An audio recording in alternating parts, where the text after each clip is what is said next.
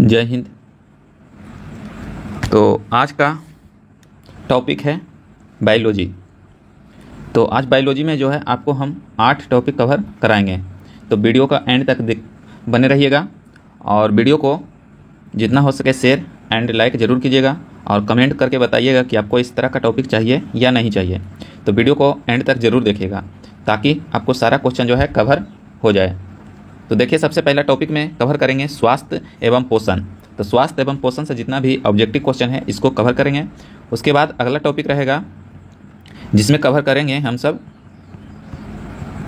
कोशिका विज्ञान से करेंगे। कोशिका दूसरा टॉपिक में रहेगा और तीसरा टॉपिक में जो रहेगा तीसरा टॉपिक उसमें कवर करेंगे जंतु विज्ञान की शाखाएँ। उसके अलावा जो है चौथा टॉपिक में कवर करेंगे मानव शरीर और क्रिया विज्ञान। मानव शरीर जो है क्रिया विज्ञान से चौथा टॉपिक कवर करेंगे। तो इसमें सबसे ज़्यादा क्वेश्चन है। और इसके अलावा जो है अगला टॉपिक कवर करेंगे जिसमें रहेगा जंतु जगत का वर्गीकरण। ये 5वां टॉपिक रहेगा। इसके अलावा अगला 3 टॉपिक और है जिसमें कवर करेंगे प्रमुख जीव का वैज्ञानिक नाम जो कवर करेंगे। और उसके बाद देखिए 7वां टॉपिक है पादप रोग और 8वां टॉपिक देखिए 8वां टॉपिक हो जाएगा पादप जगत का वर्गीकरण। तो ये सारा 8 टॉपिक जो है एक ही वीडियो में कवर करेंगे।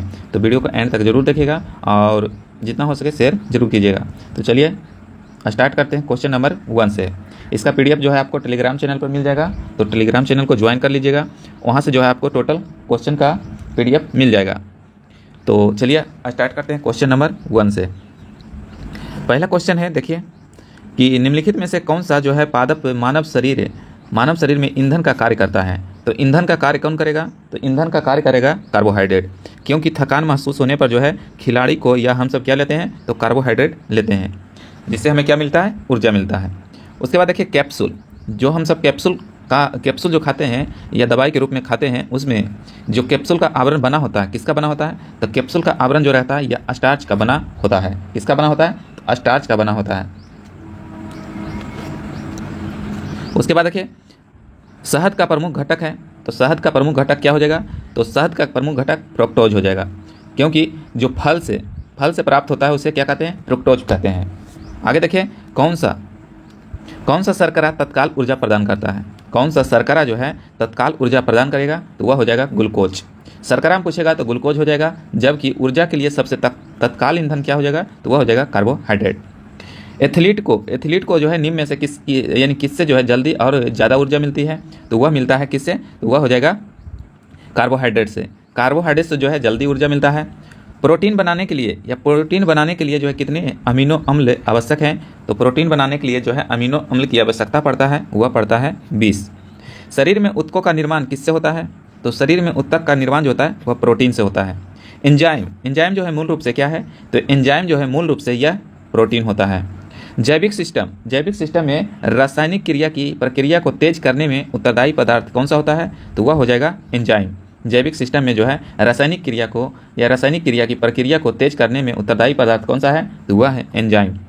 सोयाबीन में जो है प्रोटीन का प्रतिशत रहता है। तो सोयाबीन में जो प्रोटीन का प्रतिशत रहता है वह हो जाएगा 42%।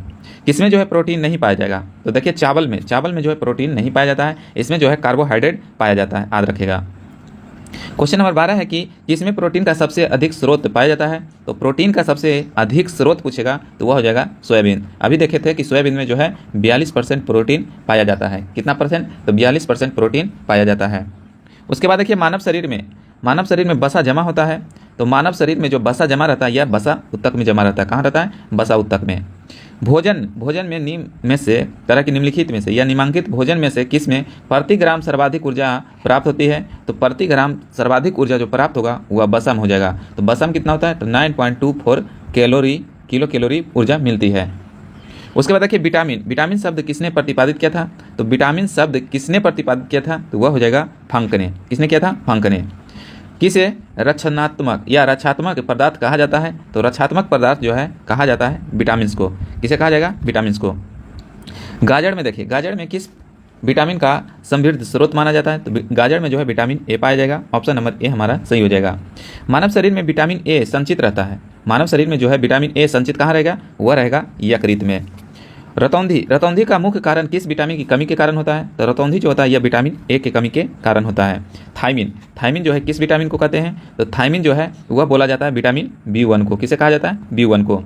जिस विटामिन में कोबाल्ट पाया जाता है वह रहेगा विटामिन B12। कोबाल्ट कहेंगे किसको? तो विटामिन B12 को। विटामिन सी का सर्वोत्तम स्रोत है, तो विटामिन सी जो सबसे ज़्यादा कहाँ मिलेगा? तो वह मिल जाएगा आंवला में। लेकिन अगर पूछेगा कि दूध में जो विटामिन सी होता है या नहीं, तो इसमें नहीं होगा। क्या हो जाएगा? नहीं होता है। विटामिन सी का रासायनिक नाम क्या है? तो विटामिन सी का जो रासायनिक नाम है वह हो जाएगा अस्कॉर्बिक अम्ल। अस्कॉर्बिक एसिड जो है विटामिन सी का रासायनिक नाम है। उसके बाद देखिए दांतों से जो है खून का गिरना किस विटामिन की कमी के कारण होता है? तो दांत से या मसूड़ा से जो खून गिरता है वह जो है विटामिन सी की कमी के कारण ऐसा होता है। मछलियों के यकृत के तेल में, पूछ रहा है कि मछली के यकृत के तेल में जो है किसकी प्रचुर मात्रा होती है? तो मछली के तेल में जो है विटामिन डी होता है, जबकि मछली के यकृत के तेल में जो विटामिन डी होता है। केवल मछली पूछेगा तो वह हो जाएगा विटामिन ए। विटामिन ई का रासायनिक नाम क्या है? तो विटामिन ई का रासायनिक नाम जो हो जाएगा वह हो जाएगा टोकोफेरॉल। क्या हो जाएगा? टोकोफेरॉल। मानव शरीर में जो है रक्त का थक्का किस विटामिन से बनता है? तो रक्त का थक्का बोलेगा तो विटामिन में पूछेगा तो वह हो जाएगा विटामिन के। क्या हो जाएगा? विटामिन के। दांतों में निम्नलिखित में से क्या होता है? दांत जो रहता है वह किसका बना रहता है? तो वह रहता है कैल्शियम का। किसका बना रहता है? कैल्शियम का। उसके बाद देखिए हृदय की धड़कन को नियंत्रण करने के लिए निम्न में से कौन सा खनिज आवश्यक है? तो हृदय की धड़कन के लिए सबसे अधिक जो है पोटेशियम का पड़ता है। किसका पड़ता है? पोटेशियम का। रतौंधी 29 हो गया। तो 29 के बाद देखिए क्वेश्चन नंबर 30। क्वेश्चन नंबर 30 में है कि सागरीय जो है खरपतवार जो है किसका प्रमुख स्रोत है? तो यह है आयोडीन का। किसका हो जाएगा? आयोडीन का हो जाएगा। मानव शरीर में औसत ऑक्सीजन का तत्व कितना प्रतिशत होता है? तो मानव शरीर में ऑक्सीजन जो होता है वह होता है 65% होता है। पालक के पत्तों में जो है किसकी मात्रा सबसे अधिक पाया जाता है? तो पालक के पत्तों में जो है सबसे ज़्यादा किसका मात्रा पाया जाएगा? तो वह पाया जाएगा आयरन का। उसके बाद देखिए किस में भरपूर लौह तत्व है? तो भरपूर लौह तत्व जो मिलेगा वह हरी सब्जियां में मिल जाएगा, इसीलिए हरी सब्जियां को हम सबको खाना चाहिए। क्वेश्चन नंबर 34 है कि निम्नलिखित में से किसकी कमी से जो है एनीमिया रोग होता है? तो एनीमिया रोग जो हो जाएगा वह हो जाएगा लोहा की कमी से। टाइफाइड से शरीर का कौन सा अंग प्रभावित होता है? तो टाइफाइड से जो है अंग प्रभावित होता है तो वह हो जाएगा, टाइफाइड से हो जाएगा आंत।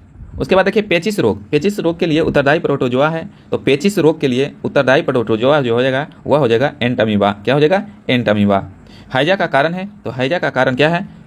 तो हैजा का कारण हो जाएगा जीवाणु। निम्नलिखित में से किसके जांचने के लिए एलिसा टेस्ट किया जाता है? तो एलिसा टेस्ट जो किया जाता है वह एड्स के जांचने के लिए एलिसा टेस्ट का प्रयोग किया जाता है। उसके बाद देखिए बर्ड फ्लू जिसे एवियन इन्फ्लुएंजा कहा जाता है, यानी कि विषाणु को निम्नलिखित में से निरूपित किया जाता है। तो बर्ड फ्लू को निरूपित किया जाता है वह किससे किया जाता है? तो H5N1 से किया जाता है।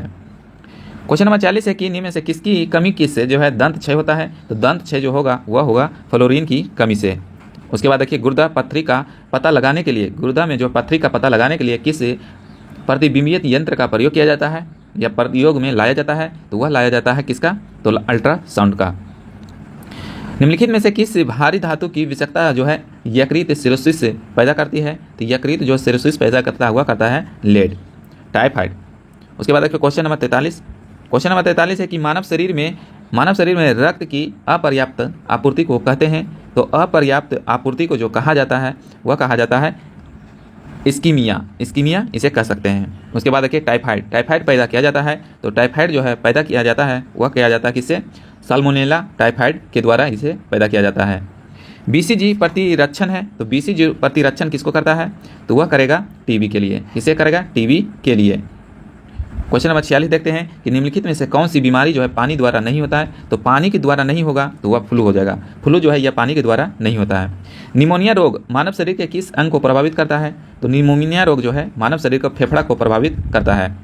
उसके बाद देखिए पूर्ण स्मृति लोप को निम्नलिखित में से किस शब्द द्वारा निरूपित किया जाता है? तो वह किया जाएगा एनीमिया के द्वारा। किसे किया जाएगा? एनीमिया के द्वारा। मानव शरीर रचना के संदर्भ में जो है एंटीबॉडी होता है। तो एंटीबॉडी जो है क्या होता है? क्वेश्चन नंबर 49 है कि मानव शरीर की रचना के संदर्भ में जो है एंटीबॉडी होता है। तो एंटीबॉडी क्या हो जाएगा? यह एक प्रकार का प्रोटीन हो जाएगा। पीलिया किसके संक्रमण के कारण होता है? तो पीलिया जो है, या कह रहा है कि पीलिया किसके संक्रमण के कारण होता है? तो वह हो जाएगा यकृत।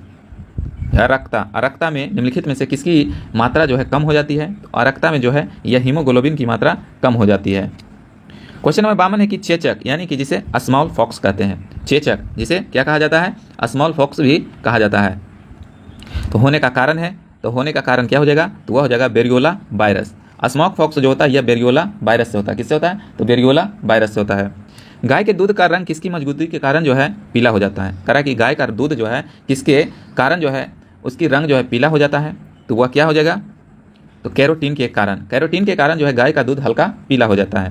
निम्नलिखित में से कौन सा रोग प्रायः वायु के माध्यम से फैलता है?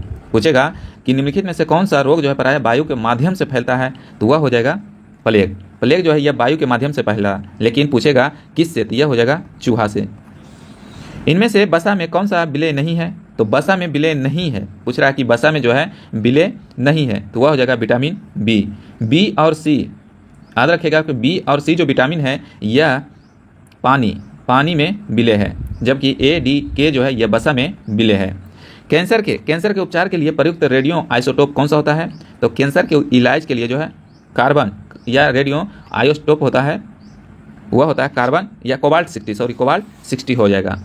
ईसीजी है, तो ईसीजी क्या है? तो यह एक इलेक्ट्रोकार्डियोग्राफ है। निम्नलिखित में से कौन सा रोग रक्तदान द्वारा नहीं होता है, यानी रक्त के द्वारा नहीं फैलता है? तो वह हो जाएगा टाइफाइड। टाइफाइड जो है यह रक्त के द्वारा नहीं फैलता है। उसके बाद क्वेश्चन नंबर 58, उसके बाद 59 देखते हैं। 59 में कह रहा है कि पीत ज्वार संचारित किया जाता है। तो पीत ज्वार जो है संचारित किया जाता है यह हेमोगोगस या एडिस के द्वारा किया जाता है। मानव शरीर में संक्रमण को रोकने में मदद करने वाला विटामिन है। मानव शरीर में जो है संक्रमण को रोकने वाला विटामिन है, तो वह हो जाएगा विटामिन ए। विटामिन ए जो है हमारे शरीर में संक्रमण से लड़ने में रक्षा करती है। छिली हुई सब्जियों को धोने से कौन सा विटामिन नष्ट हो जाएगा? छिली हुई सब्जी को धोने से हमें विटामिन सी नष्ट हो जाएगा।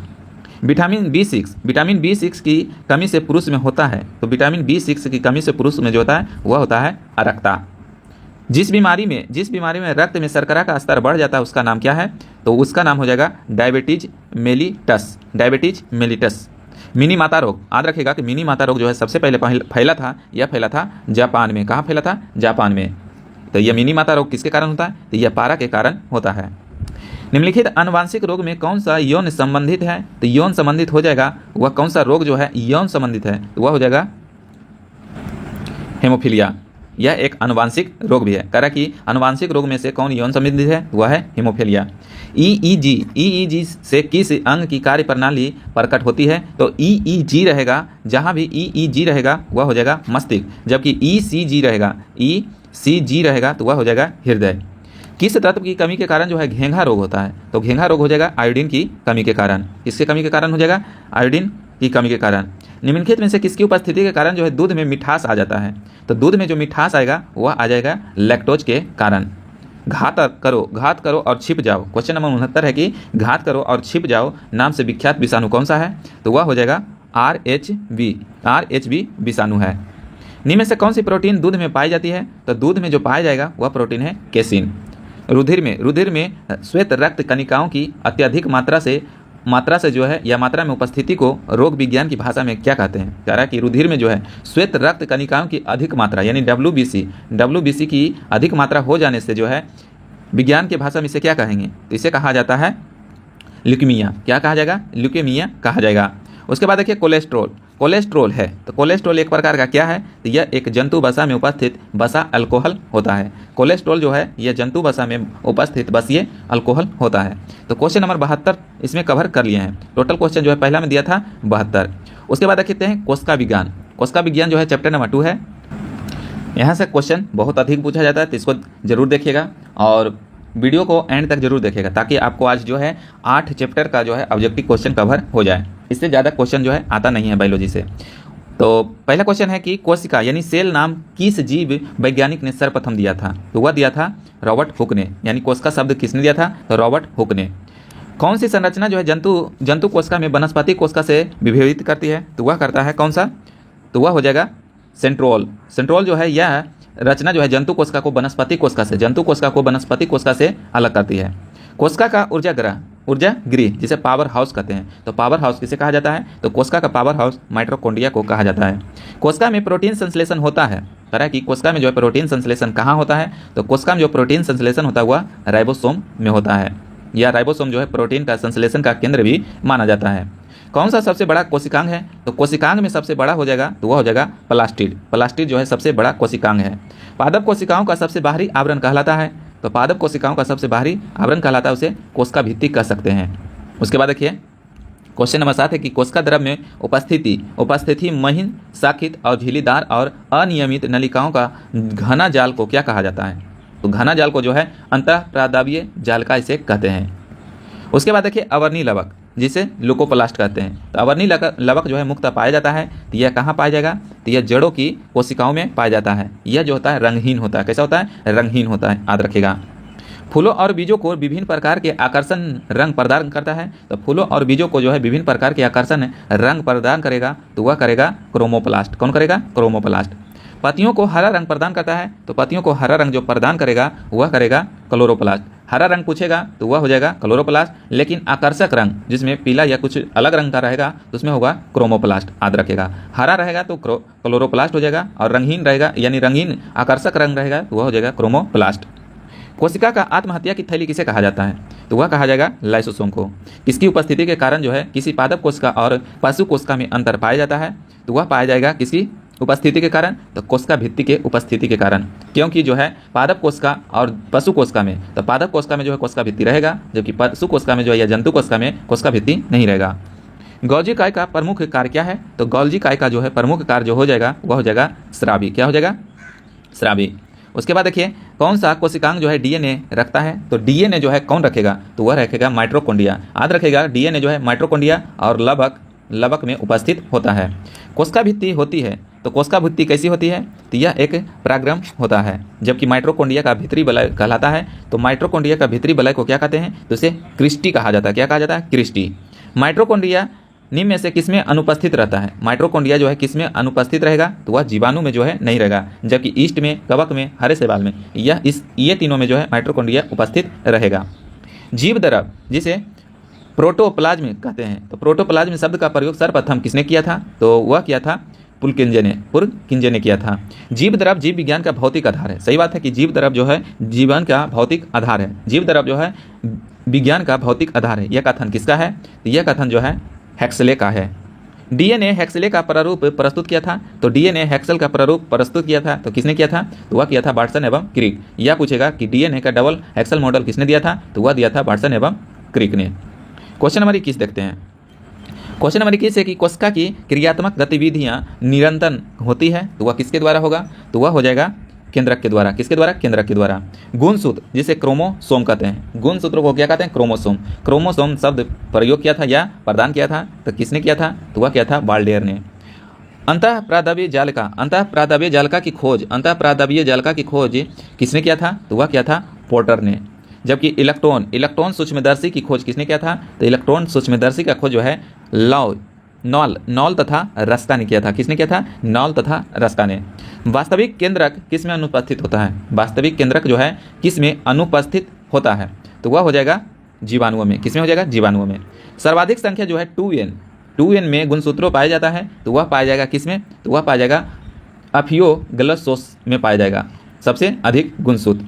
जीवन का भौतिक आधार किसे माना जाता है? तो प्रोटोप्लाज्मा को जीवन का भौतिक आधार माना जाता है। निम्नलिखित में सबसे छोटी कोशिका किसकी है? तो सबसे छोटी कोशिका जो होता है वह होता है माइकोप्लाज्मा के।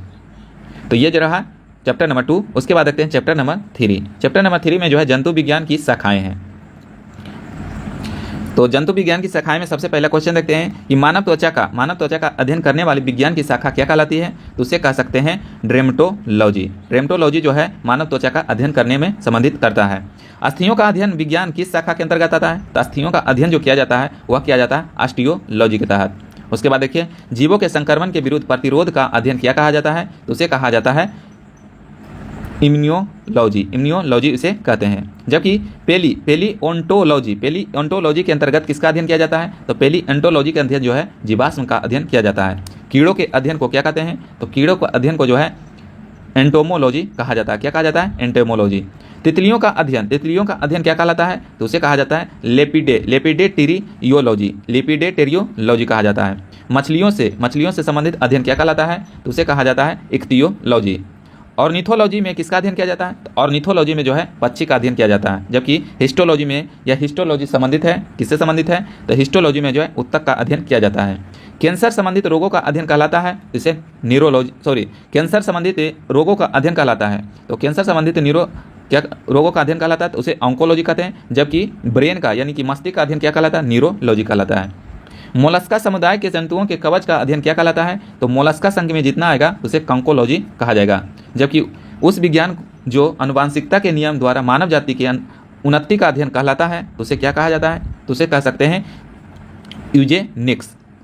कीटों से संबंधित जीव विज्ञान की शाखा कहलाती है, तो जितना भी कीटों से संबंधित जीव विज्ञान की शाखा कहलाएगा उसे कहा जाएगा एंटोमोलॉजी कहते हैं। जबकि जंतु विज्ञान की वह शाखा जिसके अंतर्गत जंतु की बाह्य आकृति एवं बाह्य संरचना का अध्ययन किया जाता है क्या कहलाता है? तो उसे कहते हैं मार्फोलॉजी। जंतु विज्ञान की वह शाखा जिसके अंतर्गत आनुवांशिक लक्षणों तथा उसकी वंशागति का अध्ययन किया जाता है क्या कहलाता है? तो उसे कह सकते हैं क्या? जेनेटिक्स कह सकते हैं। उसके बाद देखिए क्वेश्चन नंबर 16 से। क्वेश्चन नंबर 16 है कि जंतु तथा उसके आसपास के वातावरण संबंधित अध्ययन को क्या कहते हैं? तो जंतु तथा उसके आसपास के वातावरण को जो है पारिस्थितिकी कह सकते हैं। मांसपेशियों का अध्ययन क्या कहलाता है? तो मांसपेशियों का अध्ययन जो है मायोलॉजी कहते हैं। जबकि जनसंख्या का अध्ययन क्या कहलाता है? तो जनसंख्या का अध्ययन जो है उसे डेमोग्राफी कहा जाता है। मधुमक्खियों का अध्ययन, तो मधुमक्खियों का अध्ययन कहलाता है एपीकल्चर। जबकि रेशम पालन किसके अंतर्गत किया जाता है? वह किया जाता है सेरिकल्चर। विज्ञान की शाखा न्यूरोलॉजी से संबंधित कौन सा अध्ययन किया जाता है? तो न्यूरोलॉजी में जो है अभी बताए थे स्नायु तंत्र यानी कि न्यूरॉन का किया जाता है, मस्तिष्क का। जेरेंटोलॉजी में से किससे अध्ययन किया जाता है, यानी किसका अध्ययन किया जाता है? तो वह किया जाता है वृद्ध का। उसके बाद देखिए पीडियाट्रिस निम्नलिखित में से किसके अध्ययन से संबंधित है? तो वह है संबंधित किससे? तो वह हो जाएगा शिशु रोग से। टिश्यू कल्चर का अध्ययन किसके लिए किया जाता है? यह उपयोगी है, तो टिश्यू कल्चर में जो है आनुवांशिक के लिए किया जाता है। क्वेश्चन नंबर 25 देखते हैं कि रक्त में एंटीबॉडी एवं एंटीजन के अध्ययन को क्या कहते हैं? रक्त में जो है एंटीबॉडी एवं एंटीजन के अध्ययन को क्या कहा जाता है? तो उसे जो है सीरोलॉजी कहते हैं। क्या कहते हैं? सीरोलॉजी। परिस्थितिकी विज्ञान इकोलॉजी का संबंध किससे है? तो परिस्थितिकी विज्ञान इकोलॉजी का संबंध जो है हुआ है शरीर संरचना वातावरण से। किससे हो जाएगा? शरीर संरचना और वातावरण से। तो ये रहा तीसरा चौथा टॉपिक। जबकि चौथा टॉपिक को कवर करेंगे जिसमें है मानव शरीर क्रिया विज्ञान। इसमें जो है 120 प्लस क्वेश्चन दिया हुआ है, इसको जरूर देखेगा क्योंकि क्वेश्चन सबसे ज़्यादा मानव विज्ञान से या मानव शरीर से पूछा जाता है। तो मानव शरीर में सबसे पहला क्वेश्चन है, क्वेश्चन नंबर 1 है कि मनुष्य में जो है कुल कितनी हड्डियां होती हैं? तो वयस्क मनुष्य में पूछेगा तो वह हो जाएगा 206 हड्डी। जबकि बालक में पूछेगा, बालक में वह हो जाएगा 208 हड्डी। जबकि नवजात शिशु में पूछेगा तो वह हो जाएगा 300 प्लस हड्डी। नवजात शिशु में हड्डियों की संख्या कितनी होती है? तो वह होता है 300 होता है। जबकि मनुष्य की खोपड़ी में कितनी अस्थियां होती हैं? तो मनुष्य की खोपड़ी पूछेगा तो वह हो जाएगा 29। मनुष्य के शरीर में पसलियों की कितनी जोड़ी होती हैं? तो पसली पूछेगा तो वह हो जाएगा 12 जोड़ी। मानव शरीर में सबसे छोटी हड्डी होता है, तो सबसे छोटी हड्डी जो होता है अस्टेप्स यानी कि अस्टेपिस, जो कि कान का मध्य हड्डी होता है। क्या होता है? मध्य हड्डी। मानव शरीर में सबसे लंबी हड्डी होती है तो वह होता है फीमर जो है जांघ की हड्डी सबसे लंबी हड्डी होती है। टिबिया नामक हड्डी पाई जाती है, तो टिबिया नामक हड्डी जो है यह टांग में पाया जाएगा। दांतों तथा हड्डियों में पाए जाने वाला तत्व है, तो दांत तथा हड्डी में जो पाए जाने वाला तत्व है वह है कैल्शियम और फास्फोरस। अस्थियों एवं पेशियों को आपस में जोड़ता है, यानी हड्डी और मांसपेशियों को आपस में जोड़ेगा, वह जोड़ेगा टेंडन। मनुष्य के जीवन काल में जो है कितने दांत 2 बार विकसित होता है? तो मनुष्य के जीवन काल में जो है 20 दांत जो है 2 बार विकसित होता है, याद रखिएगा। मानव शरीर में पाचन का अधिकांश भाग किस अंग में संपन्न होता है? तो मानव शरीर में जो पाचन जो है अधिकांश भाग होता है वह होता है छोटी आंत में। मानव शरीर में या मनुष्य में पाचन क्रिया कहाँ प्रारंभ होता है? तो मनुष्य में जो है पाचन क्रिया प्रारंभ हो जाता है, वह हो जाता है कहाँ हो जाएगा? मुख गुहा में, यानी कि मुंह से जो है पाचन क्रिया प्रारंभ हो जाएगा। क्वेश्चन नंबर 13 देखते हैं। 13 में है कि मानव की पाचन नली लगभग कितने फीट का होता है? तो मानव की पाचन नली जो होता है लगभग पूछ रहा है कि लगभग में कितना हो जाएगा? तो वह हो जाएगा 24 फीट का। ऐसे देता है 32 फीट। कितना देता है? 32 फीट देता है। मुख में जो है मंड स्टार्च का शर्करा में पाचन किसके द्वारा होता है? तो मुख में जो है मंड यानी कि स्टार्च का शर्करा में पाचन जो होता है वह होता है टाइलिन के द्वारा, जो कि कहाँ पाया जाता है? यह मुँह के यानी कि मुँह में पाया जाता है। दूध जो है प्रोटीन को पचाने वाला एंजाइम है, यानी कि दूध जो है प्रोटीन पचाने वाला एंजाइम क्या होता है? तो वह होता है रेनिन। अधिकतम पोषक तत्व रक्त में कहाँ से अवशोषित किए जाते हैं? अधिकतम पोषक तत्व जो है रक्त में कहाँ से अवशोषित किया जाता है? तो वह किया जाता है छोटी आंत से।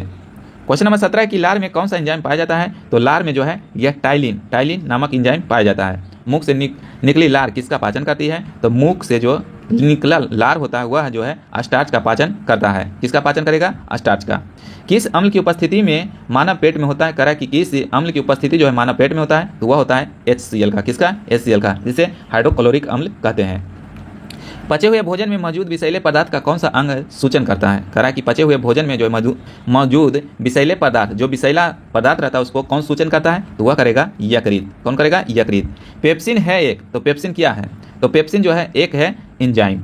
पेप्सिन बदलता है, तो पेप्सिन जो बदलता है यह प्रोटीन को पेप्टोन्स में बदल देता है। प्रोटीन को पेप्टोन्स में कौन बदलेगा? तो पेप्सिन। पाचन क्रिया में प्रोटीन निम्नलिखित में से किस पदार्थ में बदल जाता है? तो पाचन क्रिया में जो है प्रोटीन जो बदल जाएगा वह बदल जाएगा अमीनो अम्ल में। पित्त निम्न में से किसके द्वारा पैदा किया जाता है? पित्त जो है किसके द्वारा पैदा किया जाता है? तो वह पैदा किया जाएगा पूछेगा तो वह हो जाएगा यकृत। लेकिन पूछेगा कि जमा कहाँ होगा? जैसे पित्त जो है जमा कहाँ होता है? यह होता है पित्ताशय में। सर्वप्रथम रक्त परिसंचरण तंत्र का अध्ययन किसने किया था? तो रक्त परिसंचरण तंत्र का अध्ययन जो है वह विलियम हार्वे ने किया था। पेसमेकर का संबंध किससे है? तो पेसमेकर का संबंध जो है यह हृदय से है। रुधिर दबाव यानी कि ब्लड प्रेशर मापक यंत्र है, तो वह है स्फिगोमोमैनोमीटर। उसके बाद देखिए क्वेश्चन नंबर 29 देखते हैं। 29 में है कि जार्विक सेवन क्या है? तो जार्विक सेवन जो है यह एक प्रकार का कृत्रिम हृदय है। मनुष्य के शरीर में हृदय को एक बार धड़कने के लिए कितना समय लगता है? तो वह लगता है 0.8 सेकेंड। कितना लगता है? 0.8 सेकेंड। मनुष्य करा कि स्वस्थ मनुष्य में प्रति मिनट हृदय स्पंदन होता है, तो मनुष्य में जो है या स्वस्थ मनुष्य में जो है प्रति मिनट हृदय धड़कता है, तो वह धड़कता है 72 बार। मानव शरीर में या मानव हृदय में करा मानव हृदय में कितने कोष्ठ होता है? तो मानव हृदय जो है यह 4 कोष्ठों का बना होता है।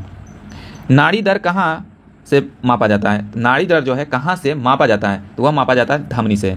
स्वस्थ मनुष्य का रक्तचाप जो है जिसे सिस्टोलिक और डायसिस्टोलिक कहा जाता है, तो यह होता है 120/80 होता है। कितना होता है? 120/80 होता है। समान जीवन काल में जो है मनुष्य का हृदय कितनी बार धड़कता है? तो समान जीवन काल में यानी एक जीवन काल में जो है मनुष्य का हृदय जो धड़कता है वह धड़कता है 2 अरब बार। शरीर का विशालतम धमनी किसे कहा जाता है? शरीर का विशालतम धमनी जो है एरोटा को कहा जाता है। स्वस्थ मानव के शरीर में रक्त की कुल मात्रा कितनी होती है? तो स्वस्थ मानव के शरीर में जो है रक्त की कुल मात्रा जो होता है वह होता है शरीर के वजन का 7%। क्वेश्चन नंबर 37 का ऑप्शन हो जाएगा सी। एक वयस्क में रक्त का औसत आयतन कितना होता है? एक वयस्क में जो है रक्त का औसत आयतन कितना हो जाएगा? तो 5 से 6 लीटर। मानव रक्त का pH मान कितना होता है? तो वह हो जाएगा 7.4। मानव शरीर में रुधिर बैंक का कार्य कौन करता है? तो प्लीहा तिल्ली, जिसे स्पिनिल भी कहते हैं, यह मानव शरीर में रुधिर बैंक का यानी ब्लड बैंक का काम करेगा। रक्त में पाई जाने वाली धातु है, तो रक्त में पाई जाने वाली धातु जो होता है वह होता है लोहा।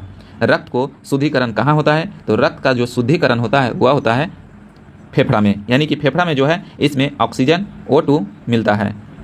रक्त में लाल रंग निम्न में से किसके कारण होता है? तो रक्त में जो है लाल रंग होता है हीमोग्लोबिन के कारण होता है।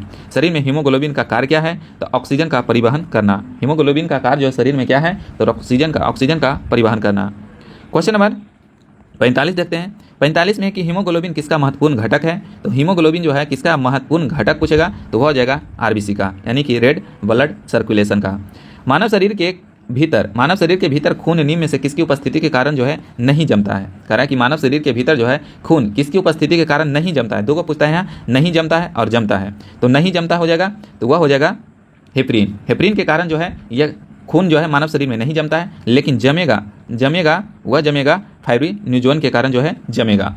क्वेश्चन नंबर 47 है कि रुधिर के प्लाज्मा में निम्नलिखित में से किसके द्वारा जो है एंटीबॉडी निर्मित होती है? तो एंटीबॉडी जो निर्मित होगा वह हो जाएगा लिम्फोसाइट के द्वारा। लाल रक्त कणिकाओं का शमशान कहा जाता है। लाल रक्त यानी RBC का शमशान कहा जाता है, तो वह कहा जाएगा किसको? प्लीहा को। शरीर में लाल रक्त कणिकाएं कितने दिनों तक जीवन रहता है? तो शरीर में RBC का जीवन काल होता है तो वह होता है 120 दिन। मानव शरीर में लाल रक्त कण का निर्माण कहाँ होता है? तो लाल रक्त कण का निर्माण जो है अथिमज्जा में हो जाएगा। सफ़ेद रक्त कण यानी जिसे WBC का मुख्य कार्य क्या है? तो WBC का मुख्य कार्य क्या है? तो रोग प्रतिरोधक क्षमता धारण करना। ऑप्शन नंबर सी हो जाएगा। मनुष्य के रक्त में जो है WBC की कौन सी किस्म अधिक होती है? तो WBC की जो है अधिकता किसमें होता है? तो वह होता है न्यूट्रोफिल्स। रक्त समूह यानी ब्लड ग्रुप के खोजकर्ता कौन है? तो ब्लड ग्रुप के खोजकर्ता जो है लैंड स्टीनर है। जबकि RH फैक्टर का पता किसने लगाया था? तो RH फैक्टर का पता जो है लैंड स्टीनर तथा बियनर ने लगाया था। किस रुधिर वर्ग में एंटीबॉडी नहीं होगा? एंटीबॉडी जो नहीं होगा वह किसमें नहीं होगा? तो AB में जो है एंटीबॉडी नहीं होगा। जबकि एंटीजन नहीं होगा वह O में एंटीजन नहीं होगा। इसको याद रखिएगा कि एंटीजन जो होगा AB में होगा, जबकि एंटीबॉडी जो है O में होगा। पूछेगा तो O में हो जाएगा और एंटीजन हो जाएगा AB में। RH फैक्टर का नाम किससे संबंधित है? तो RH फैक्टर जो है यह एक बंदर से संबंधित है। उसके बाद देखिए RH तत्व के अनुसार कौन सी जोड़ी विवाह के लिए उपयुक्त नहीं है? RH फैक्टर जो है कौन सा जोड़ी जो है विवाह के लिए नहीं है? तो वह हो जाएगा RH प्लस और RH पॉजिटिव और पुरुष में तथा RH निगेटिव महिला में, ये दोनों जो रहेगा इसको विवाह यानी इस जोड़ी को विवाह नहीं करना चाहिए। उसके बाद देखिए कौन सा रक्त जो है समूह सर्वग्राही है? सर्वग्राही के मतलब है कि सभी से रक्त ले सकता है, तो सभी से रक्त ले सकता है, तो AB पॉजिटिव। क्या हो जाएगा? AB positive. निम्न रक्त वर्ग सर्वत्रिक है, तो सर्वत्रिक हो जाएगा, तो सर्वत्रिक में हो जाएगा तो वह हो जाएगा O निगेटिव, यानी सभी को खून दे सकता है। सर्वग्राही के मतलब होता है सभी से खून ले सकता है और सभी को दे सकता है, यानी दाता कौन हो जाएगा? दाता O निगेटिव हो जाएगा। क्वेश्चन नंबर 61 देखते हैं। 61 में कि मस्तिष्क के किस भाग में भूख लगने व भोजन से तृप्ति की अनुभूति करने के केंद्र स्थित है? तो वह हो जाएगा हाइपोथैलेमस में। किस में हो जाएगा? हाइपोथैलेमस। कह रहा है मस्तिष्क के कौन सा भाग है जो भूख लगने व भोजन से तृप्ति का अनुभव करता है? तो वह करता है हाइपोथैलेमस। मानव मस्तिष्क में वृद्धि का केंद्र है, मानव मस्तिष्क में जो है वृद्धि का केंद्र है वह है सेरेब्रम। मनुष्य के मस्तिष्क का सबसे बड़ा भाग है, तो मनुष्य के मस्तिष्क का सबसे बड़ा भाग जो है वह है प्रमस्तिष्क। तंत्रिका तंत्र की लघुत्तम संरचनात्मक तथा शरीर क्रियांतक या क्रियात्मक इकाई है, तो वह क्या हो जाएगा? तो वह हो जाएगा न्यूरॉन। करा कि तंत्रिका तंत्र की लघुत्तम संरचनात्मक तथा शरीर क्रियात्मक इकाई कौन सा है? तो तंत्रिका तंत्र में हो जाएगा न्यूरॉन। मानव शरीर के सबसे लंबी कोशिका है, तो मानव शरीर के सबसे लंबी कोशिका पूछेगा तो वह हो जाएगा तंत्रिका कोशिका। मनुष्य में मेरुदंड से कितनी जोड़ी तंत्रिका निकलती है? तो मेरुदंड से जो है कितनी जोड़ी तंत्रिका निकलेगा? तो वह हो जाएगा 31। श्वसन की क्रिया संपन्न होता है, तो श्वसन की क्रिया जो है संपन्न हो जाएगा वह हो जाएगा माइटोकॉन्ड्रिया में। मनुष्य में स्वेच्छावास से बाहर जो निकलती है वायु में O2 की मात्रा कितनी रहती है? यानी कि जब हम सांस लेते हैं और जब उसे बाहर निकालते हैं तो उसमें O2 की मात्रा यानी ऑक्सीजन की मात्रा कितना रहता है? तो वह रहता है 17%। और इसी में कार्बन डाइऑक्साइड पूछेगा तो वह हो जाएगा 4%। लेकिन लेते हैं तो ऑक्सीजन रहता है 21% और कार्बन डाइऑक्साइड रहता है 0.03% होता है। मनुष्य 1 मिनट में कितनी बार सांस लेता है? मनुष्य जो है 1 मिनट में 14 से 18 बार सांस लेता है। भोजन का ऊर्जा में परिवर्तन कोशिका के किस भाग में होता है? तो भोजन का ऊर्जा में परिवर्तन जो है यह कहाँ पर होता है? यह हो जाएगा माइटोकॉन्ड्रिया में। कहाँ हो जाएगा? माइटोकॉन्ड्रिया में। उसके बाद देखिए हमारी छोड़ी हुई सांस की हवा में O2 की मात्रा अभी बताया थी। O2 की मात्रा यानी कि जब हम सांस लेते हैं तो सांस जब छोड़ते हैं तो उसमें CO2 की मात्रा कितना होता है? तो वह होता है 4%। लेकिन O2 का पूछेगा तो वह हो जाएगा 17%। क्रेब्स चक्र में किसका संश्लेषण होता है? तो क्रेब्स चक्र में जो है पायरुविक अम्ल का संश्लेषण किया जाता है। अनॉक्सिक श्वसन का अंतिम उत्पाद होता है, तो अनॉक्सिक श्वसन का अंतिम उत्पाद होता है लैक्टिकम। क्या हो जाता है? लैक्टिकम। मानव शरीर में यूरिया का निर्माण कहाँ होता है? तो मानव शरीर में जो है यूरिया का निर्माण हो जाएगा वह हो जाएगा यकृत में। रक्त की अशुद्धियाँ जो है किस अंग में जाकर छनती है? तो रक्त का जो है अशुद्धियाँ कहाँ जाकर छनेगा? तो वह छनेगा विक्र यानी कि किडनी में। कहाँ? किडनी में।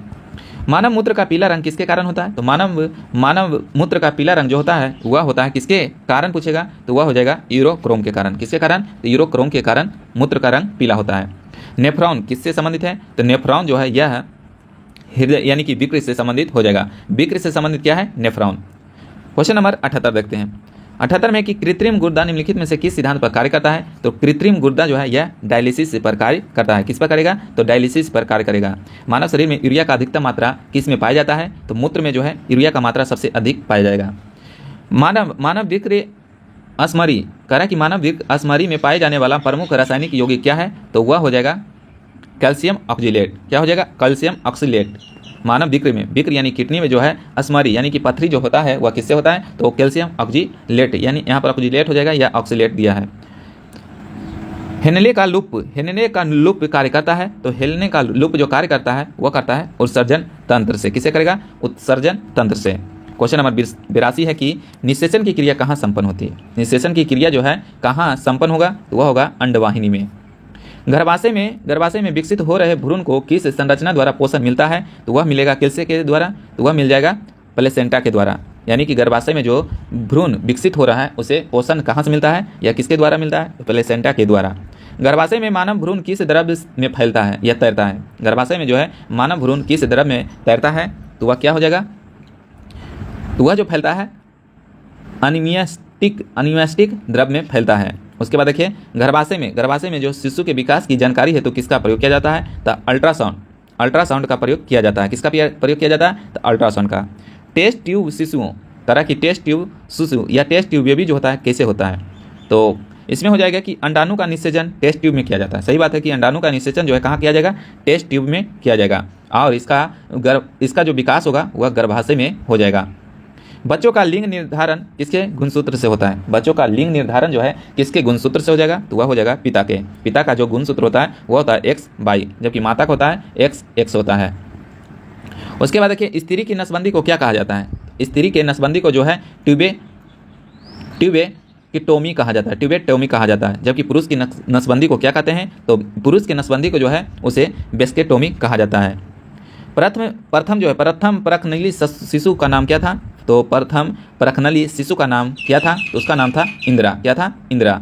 उसके बाद देखिए निम्नलिखित में से मनुष्य के शरीर में पाई जाने वाली कौन सी ग्रंथि जो है वाहिन विहीन है, तो वह है कौन सी ग्रंथि, तो वह हो जाएगा अंतःस्रावित ग्रंथि। इनमें से जो है अंतःस्रावित ग्रंथि नहीं है, अंतःस्रावित ग्रंथि जो इसमें नहीं है तो वह हो जाएगा यकृत यह एक अंतःस्रावित ग्रंथि नहीं है। जबकि एड्रिनल, थॉरैक्स और पिट्यूटरी यह एक अंतःस्रावी ग्रंथि है। मानव शरीर के किस ग्रंथि को मास्टर ग्रंथि कहा जाता है, तो मास्टर ग्रंथि जो है पीयूष ग्रंथि को कहा जाता है। क्वेश्चन नंबर 94 देखते हैं। क्वेश्चन नंबर 94 है कि मनुष्य के शरीर की सबसे छोटी ग्रंथि है, तो मनुष्य के शरीर की सबसे छोटी ग्रंथि पूछेगा तो वह हो जाएगा पिट्यूटरी ग्रंथि। क्वेश्चन नंबर 95 है कि पिट्यूटरी ग्रंथि कहाँ स्थित होता है, तो पिट्यूटरी ग्रंथि जो है यह मस्तिष्क में स्थित होता है। उसके बाद देखिए थोराइड ग्रंथि से थोरैक्सिन स्रावित होता है। सही बात है कि थोराइड ग्रंथि से थोरैक्सिन स्रावित होता है। थोरैक्सिन स्रावित करने के लिए उत्तेजित करने वाला अंतःस्रावित हार्मोन कौन सा होता है, तो अंतःस्रावित हार्मोन जो होता है वह होता है TSH। कौन होता है, TSH। उसके बाद देखिए वृद्धि हार्मोन इसे ग्रोथ हार्मोन कहा जाता है। तो ग्रोथ हार्मोन कहाँ से स्रावित होता है, तो ग्रोथ हार्मोन जो है यह पिट्यूटरी ग्रंथि से स्रावित होता है। ऑक्सीटोसिन हार्मोन स्रावित करने वाला ग्रंथि है, तो वह हो जाएगा पीयूष ग्रंथि। ऑक्सीटोसिन हार्मोन जो स्रावित करता है तो वह करता है पीयूष ग्रंथि। आयोडीन की कमी से होने वाले रोग जिसे गलगंड कहते हैं, गलगंड या ग्वाइटर भी कहते हैं, तो किस ग्रंथि से अपवृद्धि होती है, तो यह किससे हो जाएगा, तो यह हो जाएगा थॉराइड से।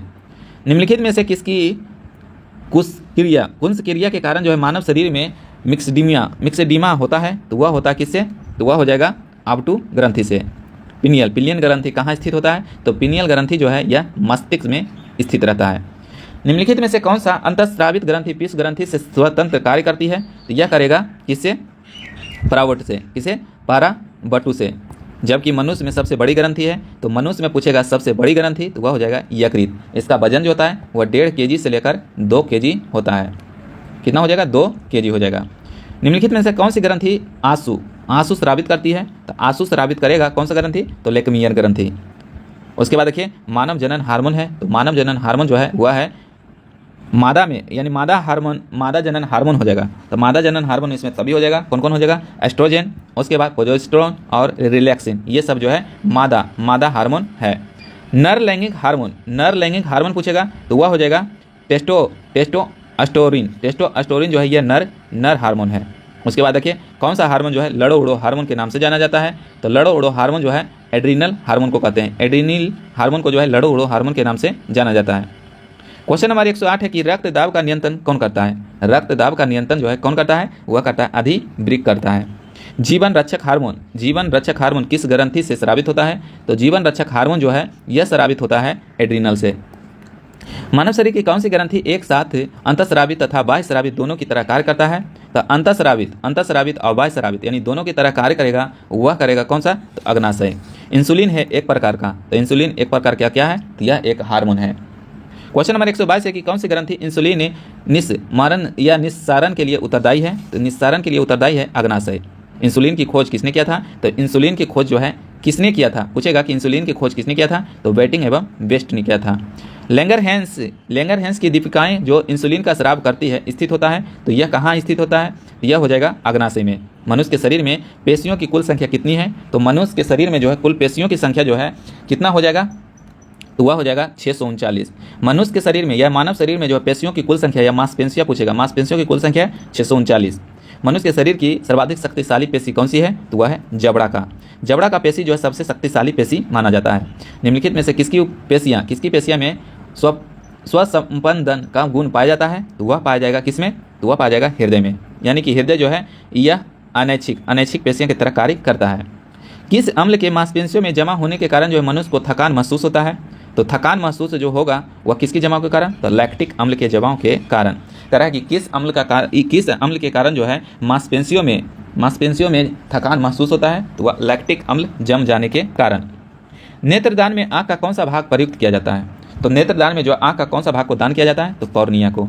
नेत्र में प्रवेश करने वाला प्रकाश की मात्रा का नियंत्रण निम्न में से किस अंग द्वारा किया जाता है? तो किसके द्वारा किया जाएगा? तो वह हो जाएगा आइरिस के द्वारा। कह रहा है कि नेत्र में यानी आँख में जो है प्रवेश करने वाला प्रकाश जो है किसकी मात्रा का नियंत्रण करेगा? तो वह करेगा आइरिस।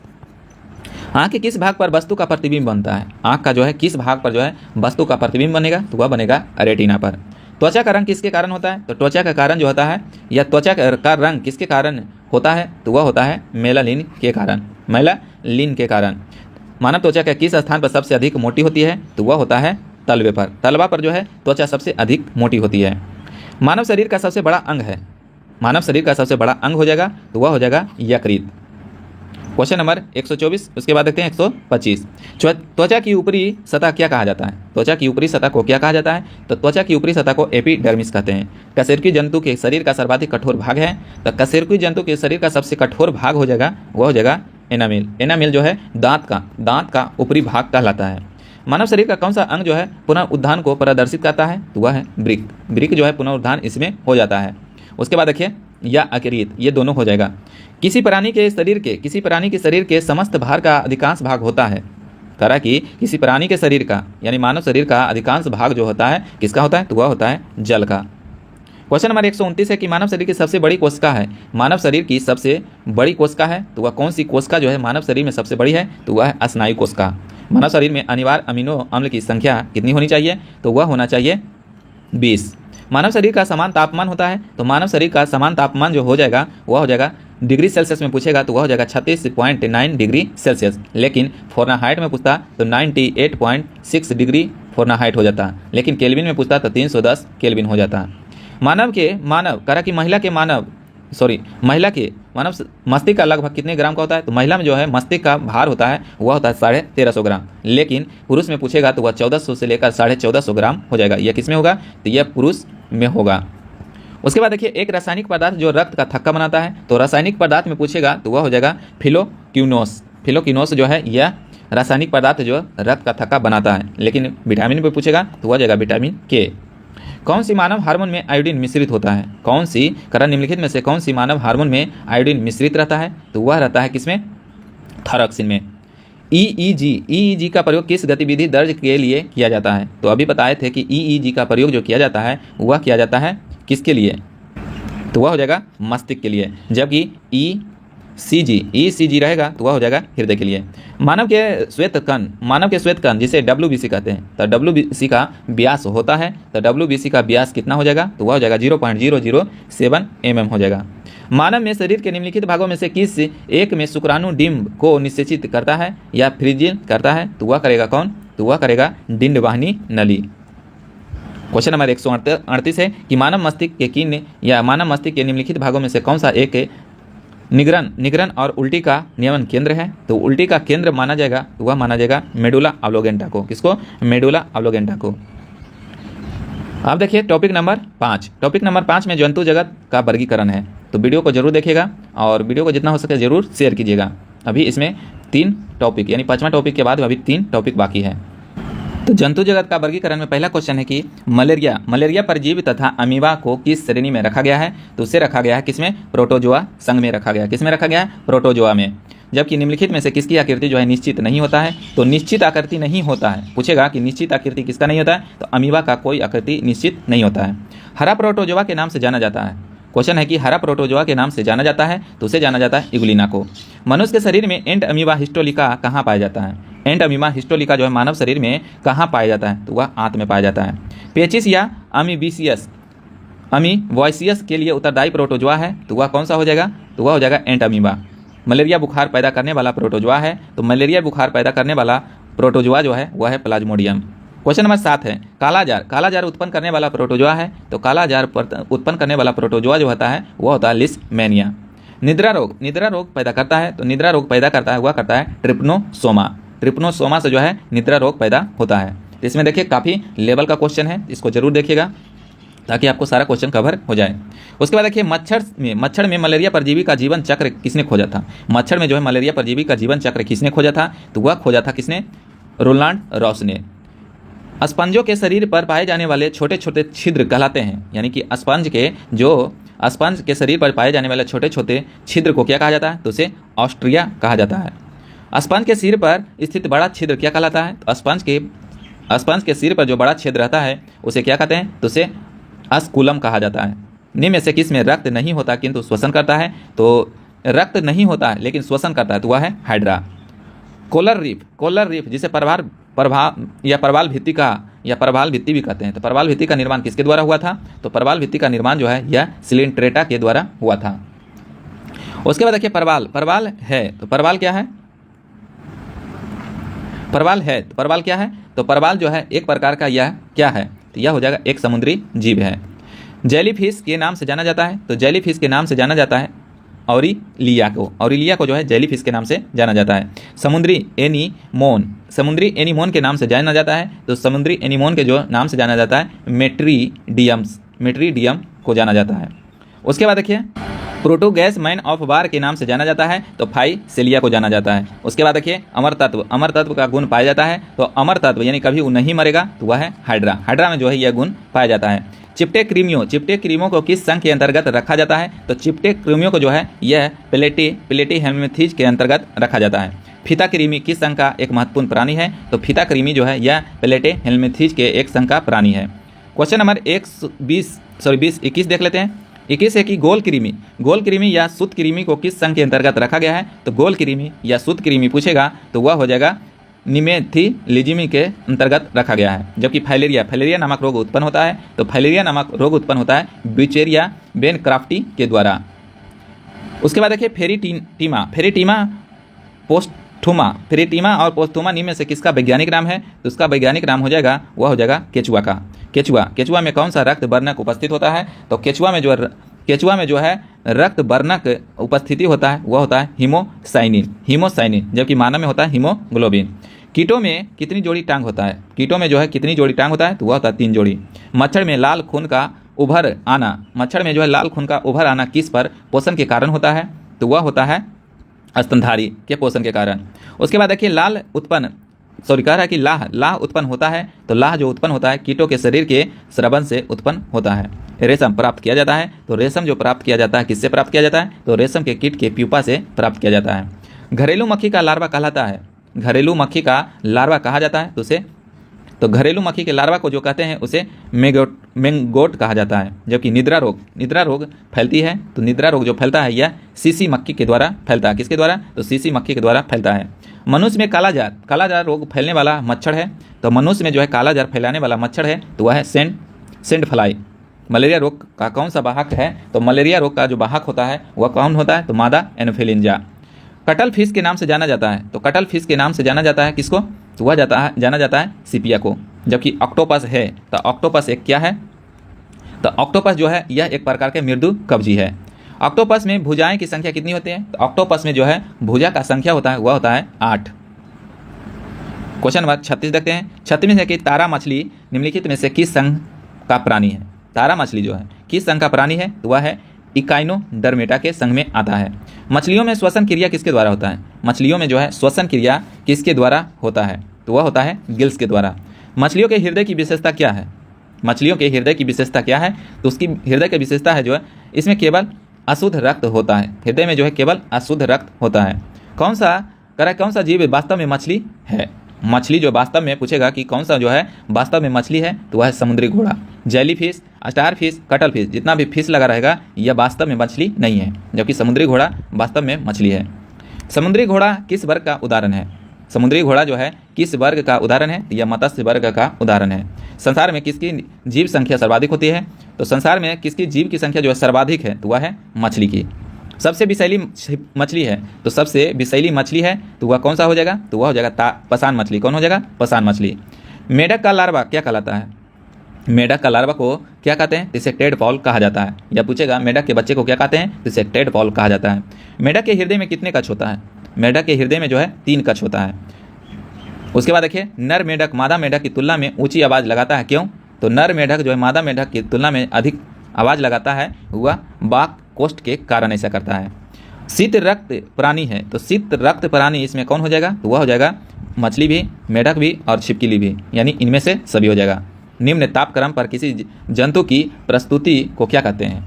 यानी कह रहा है कि निम्न तापक्रम पर किसी जंतु की प्रस्तुति को क्या कहते हैं, तो उसे क्या कहा जाएगा, उसे हाइबरनेशन कहा जाता है। क्या कहा जाता है, हाइबरनेशन। उसके बाद देखिए, उच्च तापक्रम पर किसी जंतु की प्रस्तुति को क्या कहते हैं। निम्न ताप पर तो कहते हैं हाइबरनेशन, जबकि उच्च ताप पर इसे क्या कहा जाएगा, तो इसे एस्टिवेशन कहा जाता है। निरंसन प्राणी निम्न में से कौन सा है, तो वह हो जाएगा कछुआ। निम्न में से किस जंतु में अश्रुति ग्रंथि नहीं होती। अश्रुति ग्रंथि जो है किन में नहीं होगा, तो वह घड़ियाल में जो है नहीं होता। आंसू ग्रंथि, इसे कहा जाता है आंसू ग्रंथि। कह रहा है कि किस जंतु में जो है आंसू ग्रंथि नहीं होता है, तो घड़ियाल में। क्वेश्चन हमारी कॉमन है कि विषैले सर्पों में विष ग्रंथि प्रवर्तित होती है, तो किस में होता है, तो यह लाल ग्रंथि में होता है। यानी विषैले सांप में जो है उसमें विष जो रहता है, तो वह रहता है लार के रूप में। सबसे विषैला सर्प है, सबसे विषैला सर्प पूछेगा तो वह हो जाएगा करायत। और रसल वाइपर, यह ऑप्शनली क्वेश्चन है, तो रसल वाइपर भी हो जाएगा। घोंसला बनाने वाला एकमात्र सांप है, घोंसला बनाने वाला एकमात्र सांप है, तो वह है किंग कोबरा। क्वेश्चन नंबर 54 देखते हैं। क्वेश्चन नंबर 54 है कि डायनासोर निम्नलिखित में से क्या है। डायनासोर जो है निम्नलिखित में से क्या था, तो डायनासोर जो है एक लुप्त जो है सरीसृप के अंतर्गत आता था। डायनासोर थे, तो डायनासोर जो था यह जो था मेसोजोइक सरीसृप था। क्या था, मेसोजोइक सरीसृप था। समुद्री सर्प को कहा जाता है, समुद्री सर्प को जो है कहा जाता है हाइड्रोफिश कहा जाता है। पक्षियों की हड्डी होती है, तो पक्षी का हड्डी जो होता है वह बलित होता है, यानी कि खोखला होता है। सबसे बड़ा जीवित पक्षी है, तो सबसे बड़ा जीवित पक्षी जो है शुतुरमुर्ग है। जबकि सबसे छोटा पक्षी जीवित पूछेगा तो वह हो जाएगा हमिंग बर्ड।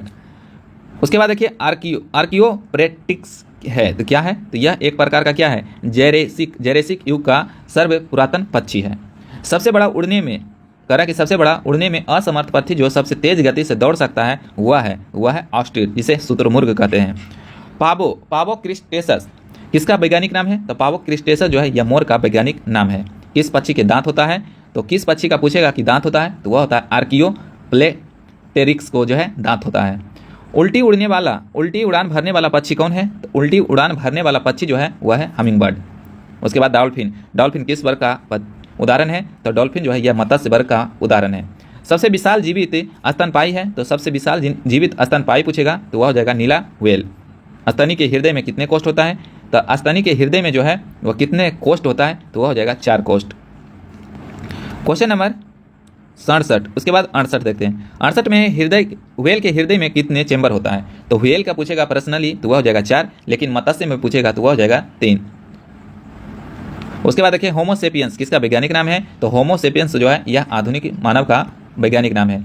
बिल्ली की आंख रात में क्यों चमकती है, बिल्ली की आंख जो है रात में क्यों चमकता है, तो इसमें जो है लेपिटम लूसिडम के कारण ऐसा होता है। लेपिटम लूसिडम के कारण जो है बिल्ली के आंख रात में चमकता है। अंधेरे में चमगादड़ उड़ने में असमर्थ है, अंधेरे में जो चमगादड़ उड़ने में असमर्थ है क्योंकि उसके मुख से उत्पन्न होती है, तो वह होता है क्या, तो उसके मुंह से जो है अल्ट्रासोनिक तरंग उत्पन्न होता है। क्वेश्चन नंबर 72 है कि अंडे देने वाला स्तनधारी है, तो अंडे देने वाला स्तनधारी जो है प्लेटिपस है। निम्नलिखित में से नियत ताप प्राणी कौन सी है, तो नियत ताप प्राणी जो है वह हो जाएगा चमगादड़। स्तनपायी के उत्सर्जन उत्पाद मूत्र में अधिक मात्रा में पाया जाता है, या अधिक मात्रा में क्या रहता है, तो स्तनपायी में जो रहता है वह रहता है यूरिक अम्ल। मेढक में जो है फर्टिलाइजेशन की प्राकृतिक होती है, तो बाह्य एवं आंतरिक दोनों होता है। क्या होता है? बाह्य एवं आंतरिक दोनों होता है। जानवरों की एक जाति द्वारा उसी जाति के अन्य सदस्यों को आकर्षित करने के लिए मोचित किए जाने वाला रासायनिक द्रव्य है, तो रासायनिक द्रव्य क्या हो जाएगा?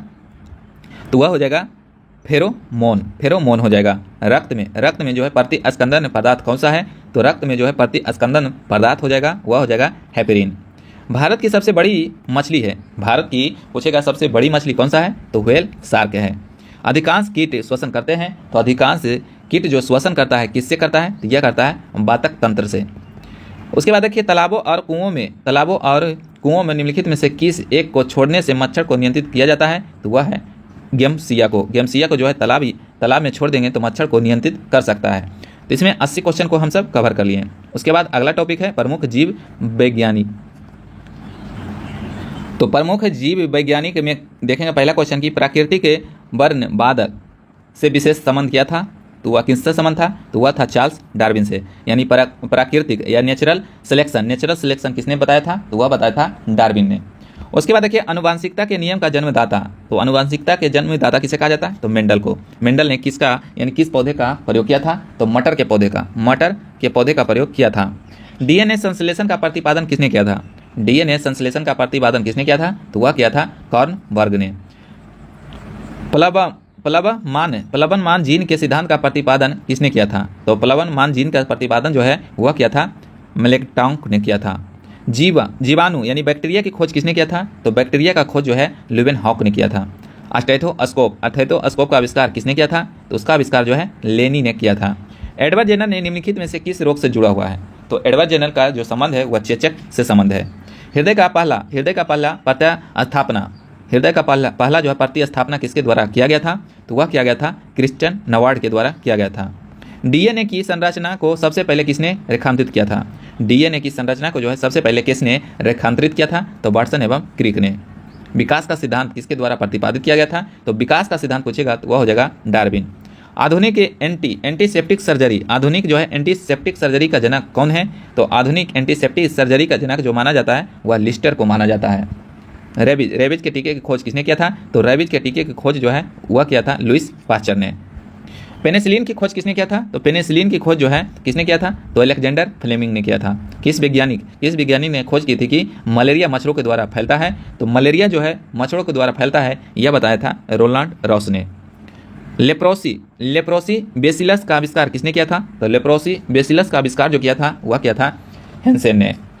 उसके बाद देखिए डीएनए की संरचना को सबसे पहले किसने रेखांकित किया था? तो डीएनए की संरचना को जो सबसे पहले रेखांकित किया था वह किया था वाटसन एवं क्रिक ने। देखिए क्वेश्चन नंबर 15 के बाद देखते हैं 16 की रक्त समूह का आविष्कार किसने किया था? तो रक्त समूह का आविष्कार जो है वह लैंड स्टीनर ने किया था। जबकि मधुमेह के उपचार हेतु प्रयुक्त हार्मोन इंसुलिन का आविष्कार किसने किया था? तो इंसुलिन का आविष्कार जो किया था तो वेटिंग ने किया था। किसने किया था? वेंटिंग ने किया था।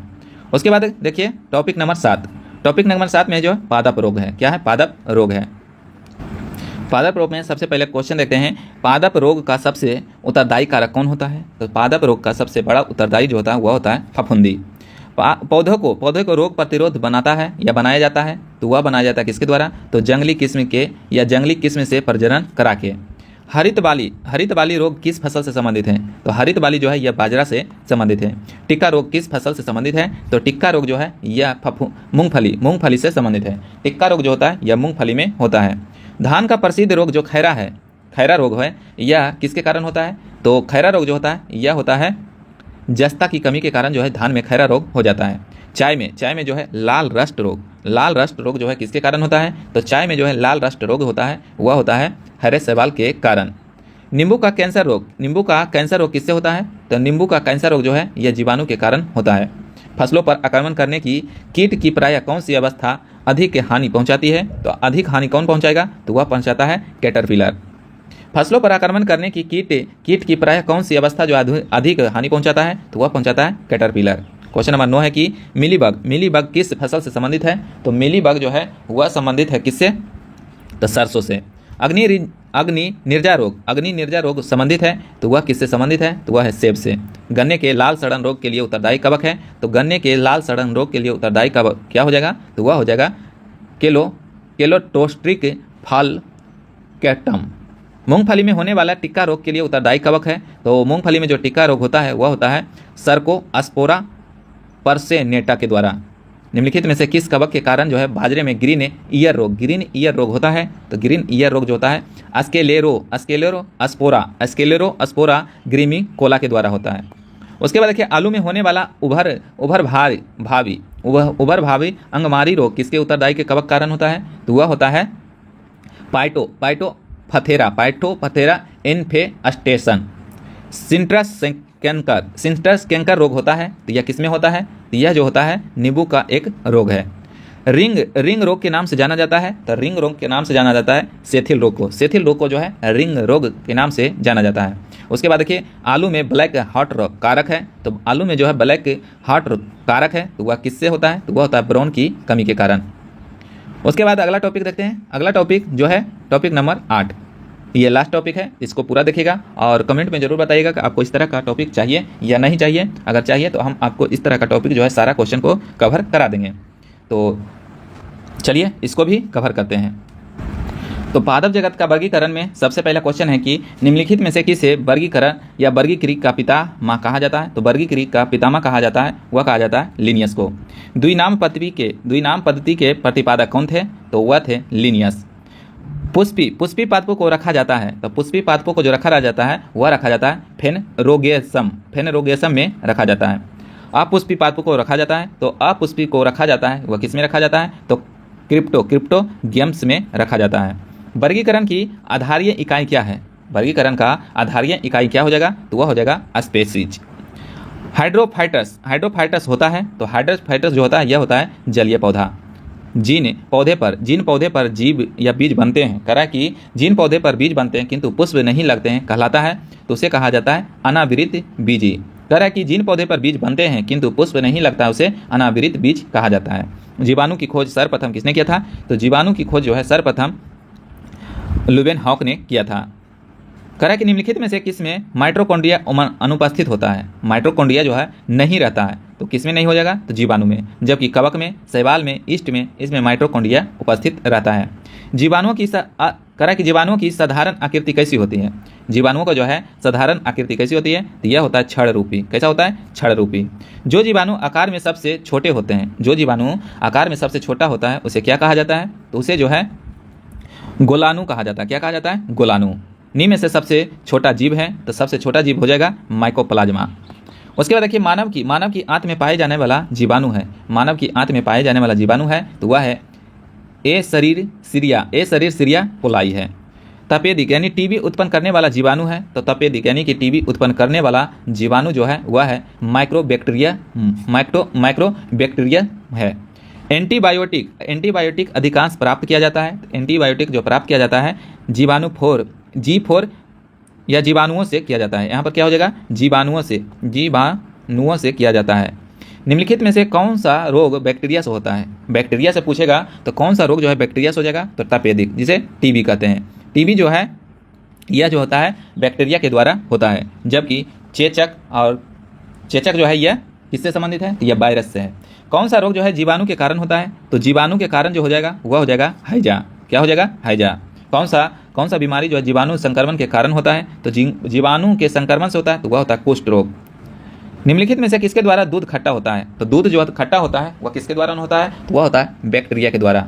दलहनी फसलों में कह कि दलहनी फसलों में कौन सा जीवाणु नाइट्रोजन स्थिरीकरण करता है? तो दलहनी फसलों में जो है जीवाणु नाइट्रोजन स्थिरीकरण करता है वह करता है राइजोबियम।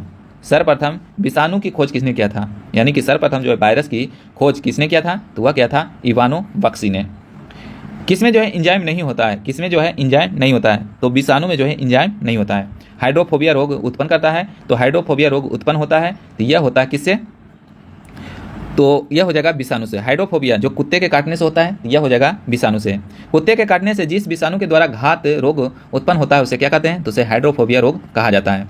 चेचक के लिए टीके का विकास किया था। तो चेचक के टीके का विकास जो किया था वह क्या था? एडवर्ड जेनर ने। क्वेश्चन नंबर 25 है। उसके बाद देखते हैं क्वेश्चन नंबर 26 में कि विषाणु वृद्धि करता है। तो विषाणु वृद्धि कहाँ करेगा? तो विषाणु जो है जीवित कोशिका में, केवल जीवित कोशिका में यह वृद्धि करता है। एड्स का कारण है। तो एड्स का कारण है वायरस। क्या है? वायरस। एड्स का कारण क्या हो जाएगा? वायरस। HIV संबंधित है, तो HIV किससे संबंधित है? यह है एड्स से संबंधित है।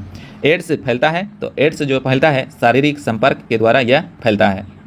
सार्स क्या है? तो सार्स जो है क्या है, पूछ रहा है कि सार्स क्या है, तो यह विषाणु जनित रोग है। खसरा निम्नलिखित संक्रमण के कारण होता है। खसरा जो है निम्नलिखित संक्रमण के कारण होता है, तो यह किसके कारण होता है? तो यह भी विषाणु के कारण होता है। कौन सा रोग विषाणु के कारण होता है? तो विषाणु के कारण पूछेगा तो वह हो जाएगा चेचक। चेचक जो है विषाणु के कारण होता है, जबकि हैजा मलेरिया यह जीवाणु के कारण होता है। जंतुओं में होने वाली फुट एंड माउथ रोग, फुट एंड माउथ रोग किसके कारण होता है? तो फुट एंड माउथ रोग पूछेगा तो यह भी हो जाएगा विषाणु के कारण। आलू में मौजेक रोग, मौजेक रोग जो है किसका कारण है? तो मौजेक रोग का कारण है विषाणु। शैवालों की कोशिका भित्ति किसकी बनी होती है? शैवालों की जो है कोशिका भित्ति किसका बना होता है? तो सेल्यूलोज का बना होता है। किसका होता है? सेल्यूलोज का। किस शैवाल में आयोडीन प्राप्त होता है? तो करा कि किस शैवाल से जो है आयोडीन प्राप्त किया जाता है? तो लेमिनेरिया से जो है आयोडीन प्राप्त किया जाता है। केल्प, केल्प प्राप्त होता है, केल्प जो है प्राप्त होता है तो वह होता है समुद्री शैवाल से। कौन सा स्वपोषी होता है? स्वपोषी जो है कौन सा होता है? तो वह होता है शैवाल। लाल सागर का लाल रंग, लाल सागर का जो है लाल रंग किसकी उपस्थिति के कारण है? तो लाल सागर का लाल रंग जो है यह शैवाल के उपस्थिति के कारण है। अगर किससे प्राप्त किया जाता है? अगर जो है किससे प्राप्त किया जाता है? तो यह शैवाल से प्राप्त किया जाता है। कवकों की कोशिका भित्ति बनी होती है, तो कवक का कोशिका भित्ति बना रहता है, यह काइटिन व हेमिसेल्यूलोज का बना होता है। कवकों द्वारा रिजर्व यानी संचित भोज्य पदार्थ किसके रूप में संचित होता है? कवक के द्वारा जो रिजर्व भोजन रखता है वह किस रूप में संचित रहता है? तो वह जो रहता है ग्लाइकोजन के रूप में। क्वेश्चन नंबर 43 देखते हैं। क्वेश्चन नंबर 43 है कि सभी कवक सदैव होते हैं। सभी कवक जो है सदैव कैसा होता है? तो यह होता है विविध पोषी होता है। क्या होता है? विविध पोषी होता है। क्वेश्चन नंबर 44 है कि वृक्षों की छाल पर उगने वाला कवक कहलाता है। तो वृक्ष के छाल पर जो उगेगा उस कवक को क्या कहा जाएगा? तो कोटिकोलस कहते हैं। गोबर पर उगने वाला कवक कहलाते हैं, तो गोबर पर उगने वाला कवक कहलाएगा तो उसे क्या कहा जाएगा? तो गोबर पर उगने वाला कवक को कहते हैं क्रोपोफिल्स, क्रोपोफिल्स कहा जाता है। आलू का लेट ब्राइट उत्पन्न होता है, तो वह किससे उत्पन्न होगा? तो वह होता है फाइटोपथोरा इन्फेस्टेशन के द्वारा किया जाता है। डबल रोटी के निर्माण में काम आने वाला कवक है, तो डबल रोटी के निर्माण में जो आने वाला कवक होता है वह होता है सेक्रोमाइसिस सेरेबीसी, सेक्रोमाइसिस सेरेबीसी। पेनिसिलियम क्या है? तो पेनिसिलियम जो है एक प्रकार का कवक है। पेनिसिलिन की खोज किसने किया था? तो पेनिसिलिन का खोज जो है ए फ्लेमिंग ने किया था। अगरोट प्राप्त होता है, अगरोट जो है प्राप्त होता है किससे? यह होता है केलेबी सेल से किया जाता है। ईस्ट में काय की जनन होता है, ईस्ट में जो है काय की जनन होता है तो वह होता है मुकुलन के द्वारा। कौन खाने योग्य कवक है? करा निम्नलिखित में से जो है कौन जो है किसे खाया जाता है? कौन सा कवक को जो है खाया जाता है? तो वह है एग्रेरिकस को जो है खा सकते हैं। प्रथम पृथक किया गया प्रतिजैविक था, तो प्रथम पृथक किया गया प्रतिजैविक कौन था? तो वह था पेनिसिलिन। कौन था? पेनिसिलिन। टिक्का रोग किससे संबंधित है? तो टिक्का रोग जो है यह मूंगफली से संबंधित है। गन्ने में लाल सड़न रोग उत्पन्न होता है, तो गन्ने में जो है लाल सड़न रोग उत्पन्न होता है, यह कवक के द्वारा होता है। प्रथम व्युक्त प्रतिजैविक कौन सा था? प्रथम व्युक्त प्रतिजैविक कौन था? तो वह था पेनिसिलिन। एथलीट फुट नामक बीमारी किससे उत्पन्न होता है? एथलीट फुट नामक बीमारी जो है किससे उत्पन्न किया जाता है? यह किया जाता है कवक के द्वारा। क्वेश्चन नंबर 58 देखते हैं। 58 में है कि लाइकेन जिन दो वर्ग के पौधे से मिलकर बनता है वे कहलाता है, तो उसे क्या कहा जाता है? तो उसे जो है कवक और शैवाल कहते हैं। करा कि लाइकेन जिन दो वर्ग के पौधे से मिलकर बनता है, तो कवक और शैवाल से लाइकेन बनता है। रासायनिक प्रयोगशाला में उपयोग में लाए जाने वाला पहला लिटमस पत्र किससे प्राप्त किया गया था? तो पहला लिटमस पत्र प्राप्त किया गया था वह किया गया था लाइकेन के द्वारा। पेड़ों की छाल पर जो उगने वाला लाइकेन को क्या कहते हैं? तो पेड़ों के छाल पर जो लाइकेन उग जाता है उसे जो है कार्टिकोलस कहा जाता है। जबकि खाली चट्टानों पर उगने वाला लाइकेन को क्या कहते हैं? तो खाली चट्टान पर जहाँ उग जाएगा उसे सेक्सिकोलस कहा जाता है। मिर्गी की औषधि किस लाइकेन से प्राप्त किया जाता है? तो मिर्गी की औषधि जो है यह परमेलिया से प्राप्त किया जाता है। निम्नलिखित में से कौन से पादप समूह वनस्पति जगत के उभयचर हैं? तो वनस्पति जगत का उभयचर जो है इसे बायोफाइटा को कहा जाता है। बायोफाइटा को वनस्पति जगत का उभयचर कहा जाता है। उसके बाद देखिए क्वेश्चन नंबर 64। करा कि जड़ के स्थान पर मूल या मूलाभास पाया जाता है, तो वह पाया जाता है बायोफाइटा में। एजोला क्या है? तो एजोला एक प्रकार का क्या है? तो एजोला एक प्रकार का जलीय फर्न है। निम्नलिखित में से किसके जीवाणु सॉरी करा कि निम्नलिखित में से किसके बीजाणु दवा के रूप में प्रयोग किया जाता है? तो बीजाणु जो है दवा के रूप में प्रयोग किया जाता है लाइकोपीडियम को। किसको किया जाता है? लाइकोपीडियम को। सबसे अधिक क्रोमोसोम किसमें पाया जाता है? तो सबसे अधिक क्रोमोसोम जो है टेरेडोफाइटा में पाया जाता है। किस वर्ग के पौधे में बीज बनते हैं? किस वर्ग के पौधे में जो बीज बनते हैं परंतु बीज नग्न रूप में पौधे पर लगे होते हैं? तो वह रगा रहता है जिम्नोस्पर्म में। किसमें? जिम्नोस्पर्म में।